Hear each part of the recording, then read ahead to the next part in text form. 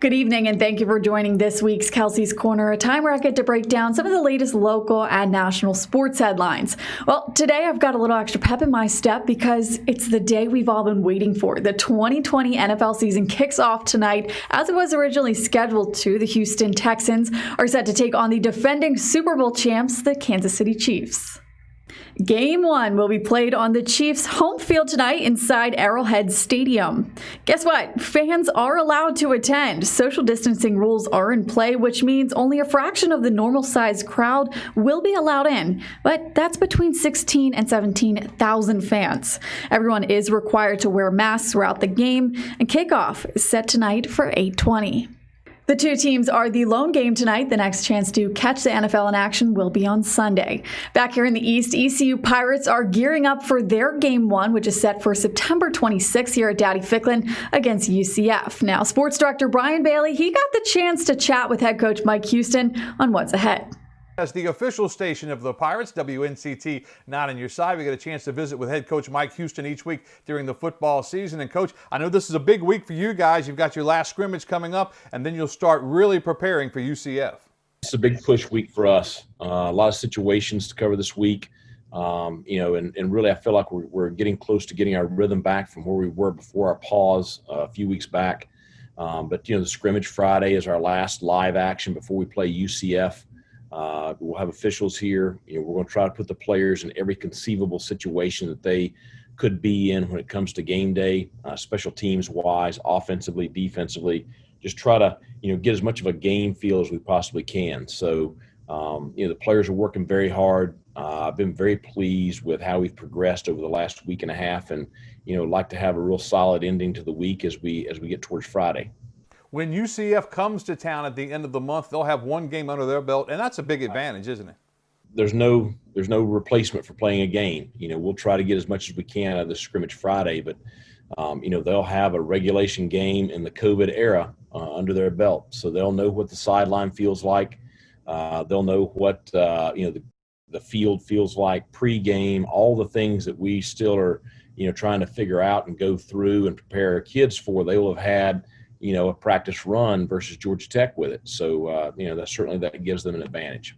As you've gotten back to work after that 12-day layoff, what's the one thing you've really been pleased with? The way the kids have competed. And I think that's particularly come into focus this week.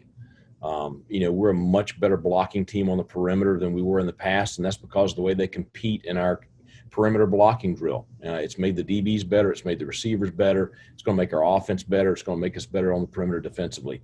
But it's every segment like that. I think our kids are competing at a high level with each other, and that's going to parlay into, us playing better quality of ball on the field.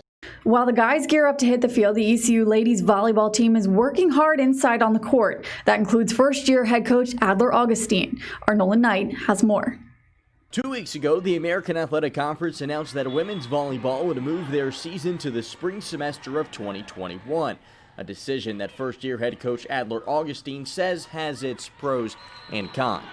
First reaction, obviously, a little disappointed because obviously as a coach and players, we always want to play, but we understand why it's being pushed back, but that also gives me a little bit more time with the girls being new to kind of implement our system and getting to know them a little bit better. Augustine is preparing for his first season as a Division I head volleyball coach, joining the Pirates this offseason from Stephen F. Austin, where he won 3 conference championships as an assistant in the Southland Conference. And although the season is being pushed back, he says that he's still pleased with how his first 2 months in Greenville have gone. I guess the most positive is how receptive the players have been. So you walk into a new program, you never know, their attitude, but they've been super great, super receptive. Everybody's been positive, so I think that's been really good. The uncertainty of 2020 has not helped the transition to a new coach, but at least now there's an answer. The season is set for next spring. I think not knowing, right? So that's a little bit tough. 1 week you think you're going to play, the next week you're not. So the back and forth is a little bit frustrating, but now we know it's the spring, so we'll gear up for that. Pirates will now have to wait until 2021 to see Coach Augustine make his debut for East Carolina. In Greenville, I'm Nolan Knight, Not Your Side Sports.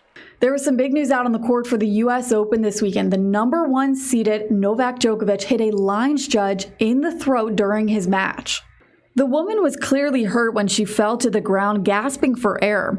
The ball hit by Djokovic was unintentional, but the repercussions have since been escalating. Some of his fans are targeting the lineswoman on Instagram, accusing her of acting to get Djokovic disqualified. In a statement, he urged his fans to stop and asking people to stay especially supportive and caring to her during this time. She's done nothing wrong. Djokovic was the world's top-ranked men's player. He was fined $10,000 for the incident and another $7,500 for skipping the mandatory post-match news conference. He has apologized but insists it was an accident. That will do it for this week's Kelci's Corner. Tune back in every Thursday for some of the week's latest sports headlines. Thanks for watching.